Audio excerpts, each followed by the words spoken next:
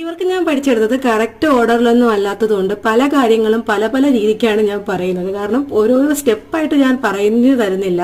ഇപ്പൊ ഞാൻ സിൽക്ക് ത്രെഡിനെ പറ്റി ചെയ്യാനാണ് വിചാരിച്ചത്. പക്ഷെ അതിനു മുന്നേ കുറച്ച് കാര്യങ്ങൾ പറയാനുണ്ട്. അപ്പൊ സിൽക്ക് ത്രെഡ് അവിടെ നിൽക്കട്ടെ. പഠിക്കുന്നതിന് മുന്നേ ഈ ഒരു നീഡിൽ എങ്ങനെ ഹോൾഡ് ചെയ്യണം എന്നുള്ള കാര്യം നമ്മൾ അറിഞ്ഞിരിക്കണം. അപ്പൊ ഈ ഒരു നീഡിൽ നമ്മൾ പിടിക്കേണ്ടത് നമ്മുടെ ഈ ഒരു 4 വിരൽ ഉപയോഗിച്ചിട്ടാണ്. കുഞ്ഞു വിരൽ മാറ്റിക്കോട്ടോ.